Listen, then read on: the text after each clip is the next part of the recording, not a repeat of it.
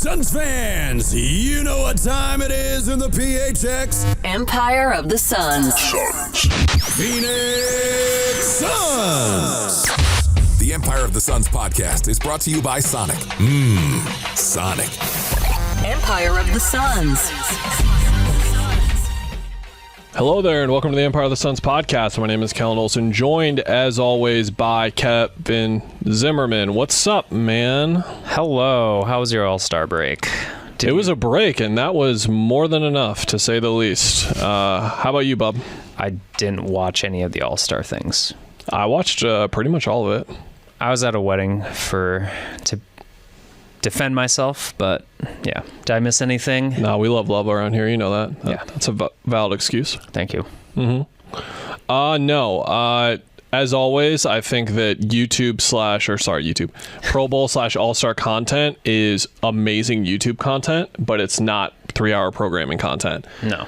There is a sick 9-minute video probably out that shows you all the fun moments from the 4-hour broadcast for the skills competition and all that stuff. There's probably a really great 8-minute highlight video of the All-Star game that shows you when Dame hit it from half court, or when Tyrese hit like 5 threes in the first 6 minutes, when Book had a left-handed windmill. Was there a good halftime performance by any musical artist, the skills competition or otherwise? There's a thing you can do where you can eliminate sound coming from your TV when you want to, and that's what I usually do during those segments of the broadcast. Basketball is back. We're nearly there. It's Wednesday.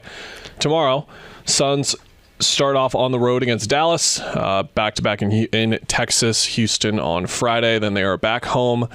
Kev, the return of afternoon matinee Sunday games on ABC. Suns have, I don't know if this is the first one of the season. This usually is like after the All-Star break. They have 3 ABC games after the All-Star break. Those network executives love some Kevin Durant. Look at that. Yeah. 1:30 against the Lakers on Sunday. We talked a lot about the basketball team last episode in ways that could get redundant on this episode, so we asked for questions to come in instead. We'll get into a little bit of what I wrote about on the site through these questions, which was how the Suns can become elite after the All-Star break, because I think you and I would agree, we don't even have to get into this, but you don't have them as a title contender right now, right? No, but... With the potential to become one. But, yes. With the potential to become one. We can talk about your story a little later, but I think the framing of, okay, since, the Christmas bad loss against the Mavericks, they're top 10 in defense, they're top 3 in offense, correct? So that's 19-7. They have been pretty good lately, and pretty good doesn't win you a title, but there's at least the elements are there. Bradley Beal, by the way, expected. They hope he will be back and ready to go in this Mavs game. So you get Thad Young in the picture officially. Royce O'Neal looked good in the couple games he got out there. Things are looking up, I guess, and you have this roster of guys that you honestly can trust a little more than when we went into the trade deadline as far as role players and not knowing, are you 6 people deep? Because you need to be a little deeper than that. So I think they have a chance to, in 27 games, obviously make the jump into that. Yes, they might be title contenders as we thought they might be. Some things got to improve, though, and we're going to talk about them. We took questions on Twitter. Our friend Logan, dear friend Logan, we love Logan. What changes would you guys like to see from the Suns players and coaching staff after the All-Star break? And don't say stay healthy. Stay healthy, Logan. Can't tell me to not do something and expect me not to do it. That is how I started my piece, by saying stay healthy. But Logan, I will try to abide by your request in saying that instead of staying healthy, what I'm going to need to see is that 9-game stretch where I'm like, this is the Bradley Beal I told you guys about. This is the guy who I believe, I did the exercise and everything in the offseason. I believe he's a top 30 player in the NBA. Would you have guessed that if you are just a casual basketball fan who's a Suns fan and you've watched every game? Would you guess he's a top 30 player? No. Would you guess that he's top 50? Maybe. But he doesn't look like Bradley Beal, and guess what? That's just been some bad injury luck. He has this really great stretch. He has those 37 points against the Lakers. There's that road game against the Pelicans he plays really well in. There's 25 points against Indy. at home in a really good win. And then there is a game in Dallas where he has 20 points, 7 rebounds, 7 assists, a steal and a block. And you look at the box score and you're like, he had that? Wow, that's pretty good. He needs to be that guy more. Next game, he breaks his face. Yeah. It takes him a while because he broke his nose. Guess what? 43 points, 25 points, 30 points in a 3-game stretch. Cool. Starting to look like Bradley Beal again. 2 games later, he tweaks his hamstring. It is what it is. We are 55 games into the season, and we have not seen that stretch that I've been talking about for a while now, where I believed we were going to eventually get it, and I still believe we are, but now I have more doubt because over half the season is over, and it is not as simple as this. I believe there are other parts of their faults that are a lot more simple than this, but changes after the All-Star break specifically for players. Just need Bradley Beal to start looking like Bradley Beal, and I will add this before I pan it back to you. I've said it numerous times. I feel the need to cite it every time. He has the hardest role on the team. He gets to be Bradley Beal for like 8 minutes a game, maybe. Yeah. That's it. And then the other 27, he's got to figure out how to still be a really effective basketball player when he's been the man on a team for 6 years now. He's done it in the past with John Wall, things like that. We've talked about ad nauseum. But once we start to go, this is a real legitimate big 3, and Bradley Beal is starting to look like Bradley Beal, I think that is the biggest step for them to take. And by default, because of his injury history this year, Kevin, he's the guy that has to stay healthy. He cannot miss 3 weeks, 6 weeks, some period in that juncture. He's going to miss a game or 2 here and there. That's fine. But if he misses like 30% or more of this time, I think this team is in trouble. Well, I guess I want to ask, how do you frame Bradley Beal looking like Bradley Beal? Because to me, that means he's attacking. Maybe he's pushing 25, 30 points a game.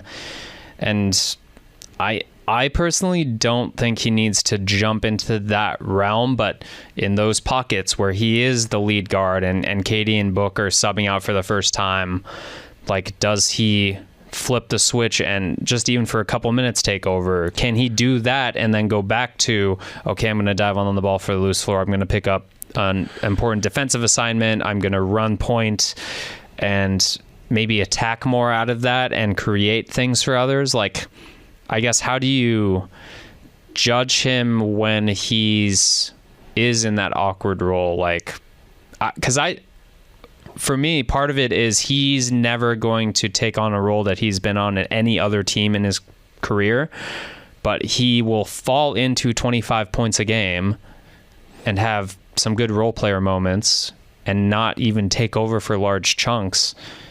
And again, he can finish with 25 points, and I think that's where I want to see him. Do you see something more from him? Like, he's not hit that superstar level yet where he's a top 20 No, player? It's not like that at all. And the reason why I wanted to bring up the 2 different stretches is because the first one, where he wasn't scoring 43, 25, and 30, he was very, very good for 6 games, and his highest scoring effort was 25 against Indy.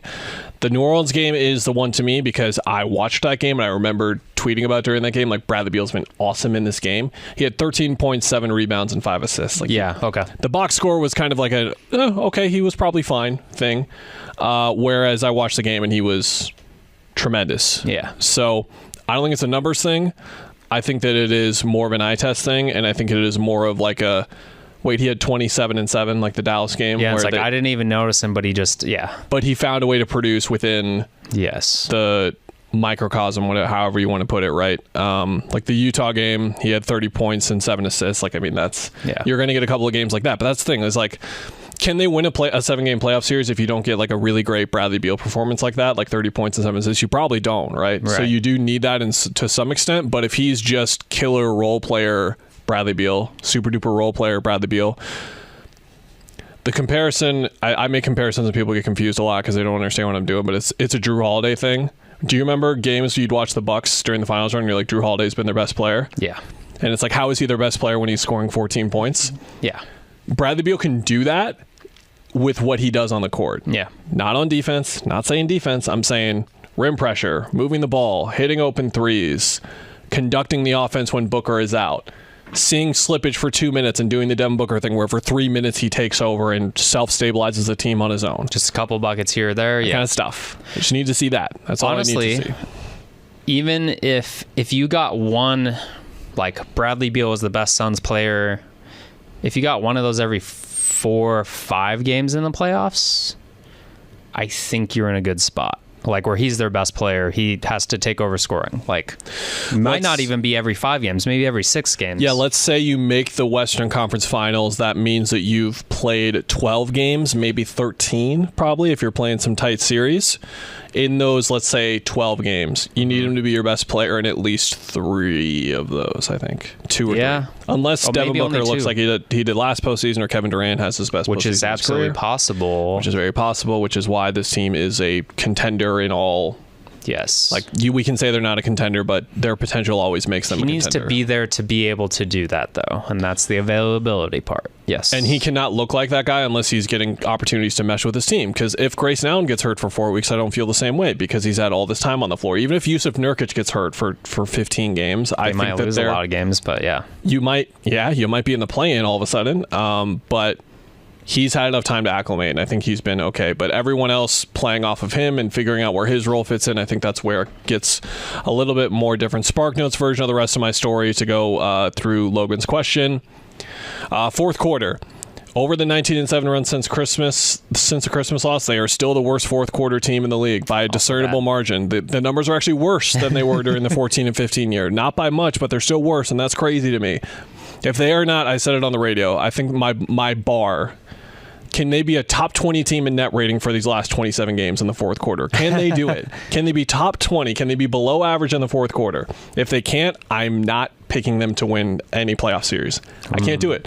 Yeah. I was having the conversation with Luke and Wolf, and I looked at Luke. I was like, I'm sorry I'm making this so simple-minded, but it's like, he was like, yeah, you have to win close games in the playoffs. And I was like, okay, thank you. Like, I'm just like, fourth quarter. That's what the fourth quarter. It's there. All of these games, nearly all of these games are going to be close. Like if you're playing a real good playoff team, which I think you are at any point in the Western Conference now going forward, even if you're up 15 going into the fourth, they're going to challenge you and get it down to 6. And this team, when it gets down to 6, respond a little. It doesn't go. It goes one direction and not the direction you would want it to go. We'll talk about small ball here in a little bit. I mentioned small ball quite significantly, and then math.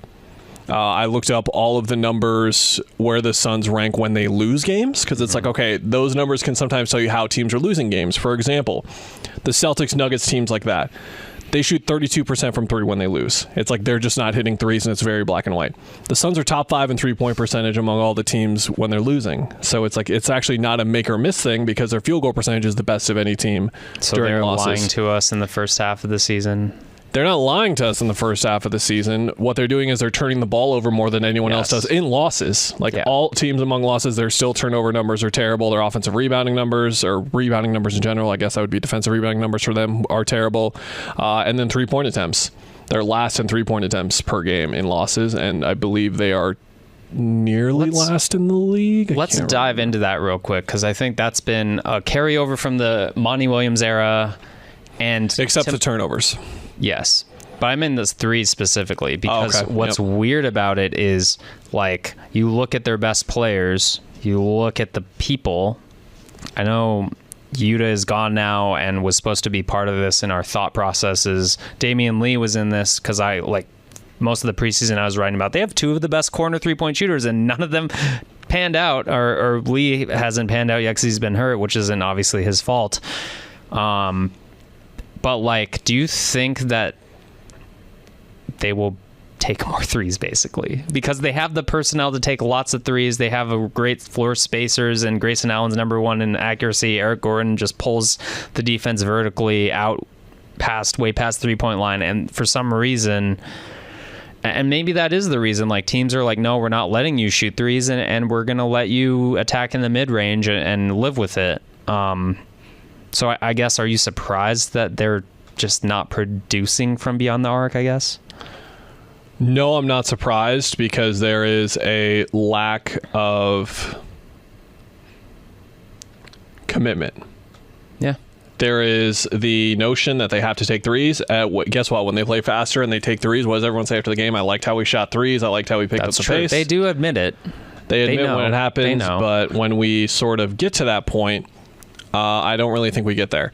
I think some of the talking about threes ignores the fact that they're such a good team about getting to the line. Yeah.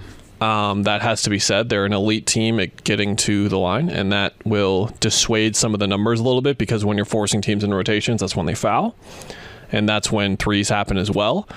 But they got to commit to it more, and I think that the only fix now is to go small more, because I don't know what else can fix it. We're 55 games in. I don't know why they're not taking more threes, but they're not, and they need to try something else different with the lineup. So I do think that they need to go small more, and that's where we get to Chase's question. We like Chase, not as much as Logan, but Chase is fine. What 5-player lineup would you anticipate will log the most fourth quarter minutes in the playoffs? This is what we like to call in the business a trick question, because Chase expects us to say the starters, but I think what Chase really wants to ask is there a chance another lineup outside of the starting lineup is the more frequently used lineup in closing situations? Let me kick it to you. Royce O'Neal has to close, right? I think so, yeah. How do you do that then? He has to basically be a small ball 5 or at least a 4. Can't sit Grayson Allen. You can't sit any of the big 3. No. How else do you get him on the floor? That's 5? We're already at 5? That's 5. You sit Grayson for crunch time? Grayson's been awesome.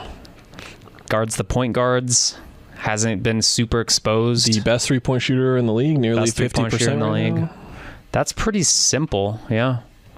Are there other like the Eric Gordon lineups, when you look at lineup data, have all been pretty good, even though like I don't think we've probably not talked about him a ton this season. He's been like what we thought maybe. Don't think he can close.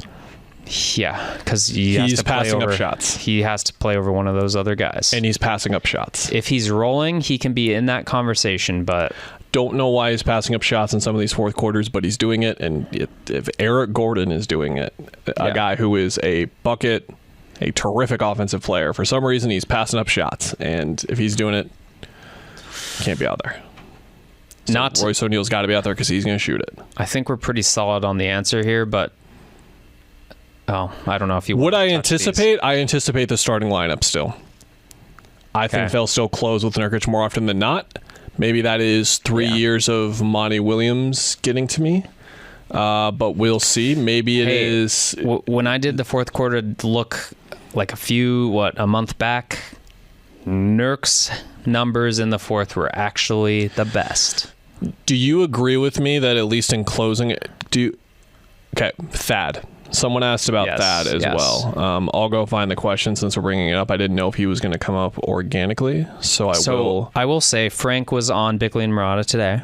That was Logan too. Logan, just this is why we love Logan. Logan's always on it. Why do you guys see Thad's? What do you guys see Thad's role being on this team? Do you expect Bol to lose minutes to him now? I don't know, because they're playing Bol in these super big lineups, because I think they really want size, and their answer is Bol at the 4 and KD at the 3, and that's like it kind of covers. He's been decent on defense, the rebounding, yes. I think Bol still needs to play.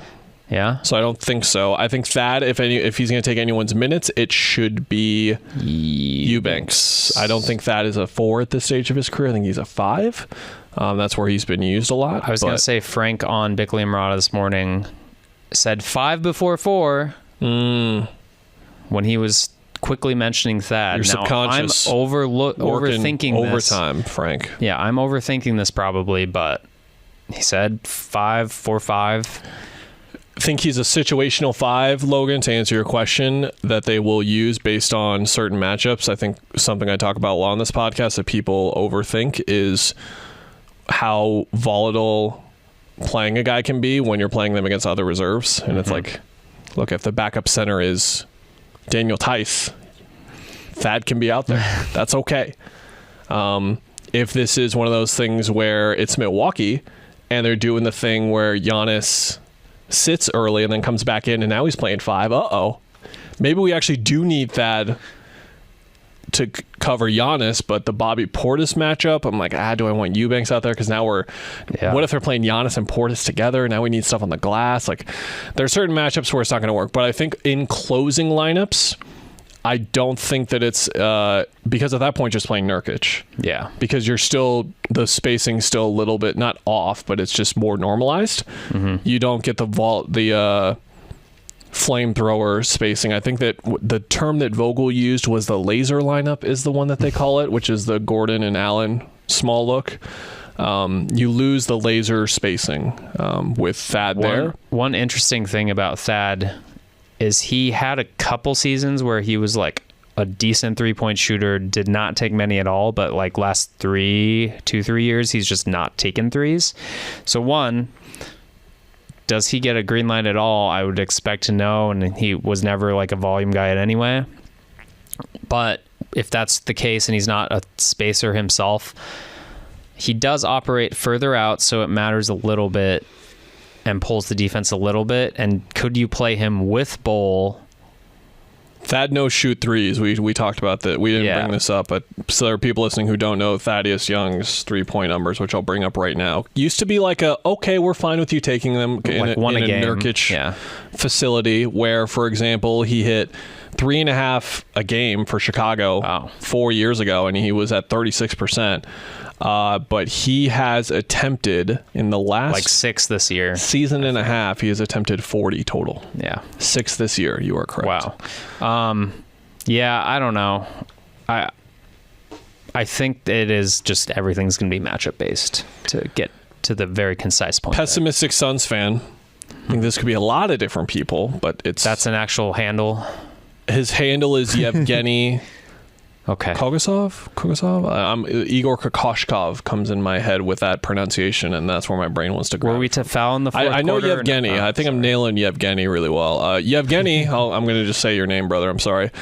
Who would you like to take our last spot? Yevgeny, noted like assistant GM, actually, shadow GM. Yes, this is a good question. Which position in any candidates you possibly like? Or should Lee, as in Saban Lee, I believe, take that last spot? Because they're at 14 right now, right?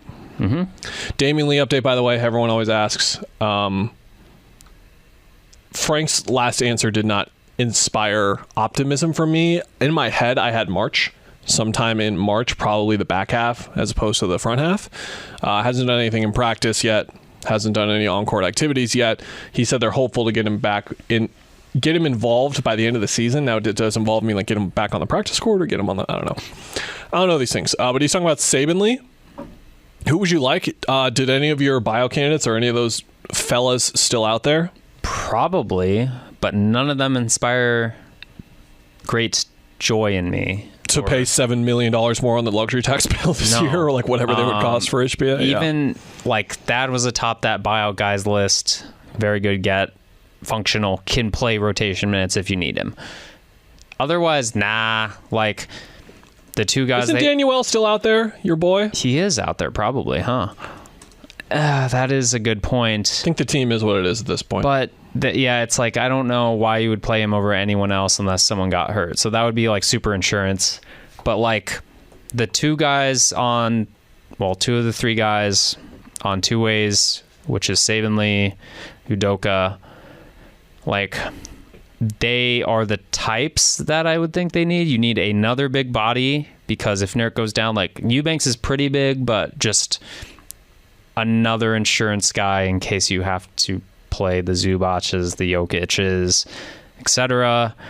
And then a downhill lead ball handler. Like, I don't know if Saban Lee can hold up to a great degree in the playoffs, but you at least have someone who can really take pressure off the big three and pressure the ball. And again, like the downhill stuff that he does, getting in the lane, getting fouls. To my point about hammering campaign was super important on the past teams. Like he's that guy now. And I would say just sign one of those guys and I'd probably lean toward Lee. Saban Lee. You? Yeah. Saban's earned it. Yeah. Knows the system.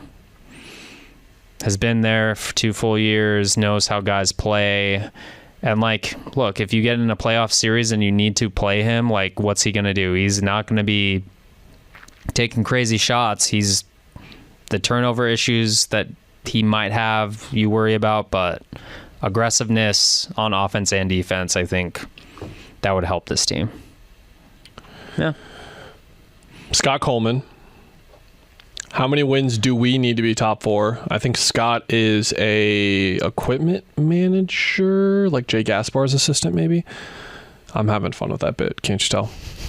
How many wins to be top 4? Hey, Scott, I did some research for us because we're friends, Scott.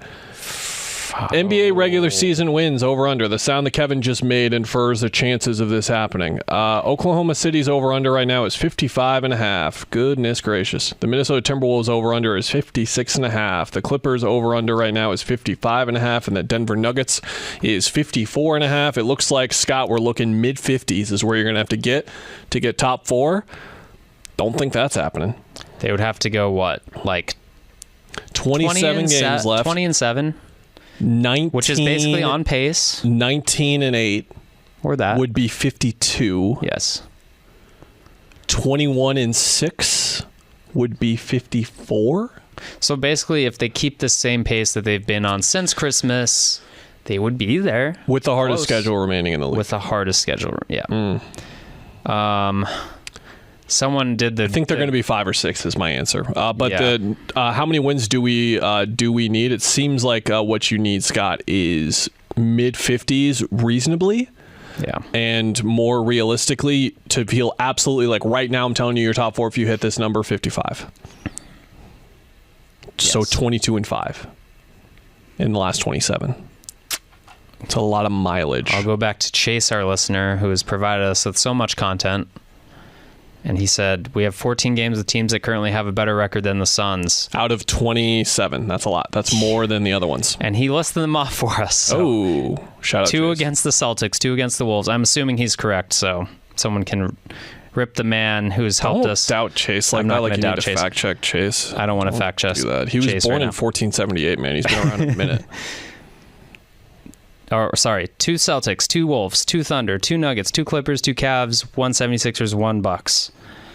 7. That's against all. There's like 2 against all the top 3 West teams. 4 West teams. Yeah, 7.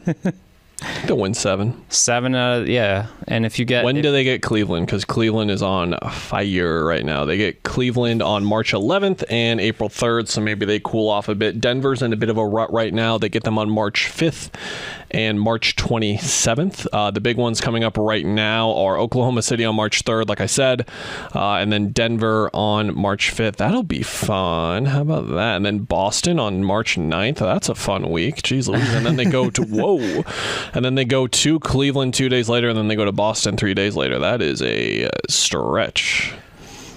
The Fighting Toronto Raptors on March 8th. Need I forget? March 7th. Need I forget? Come on. RJ Barrett, do you still believe? Hey, he's on my fantasy team. He's been pretty good. Good for him, man.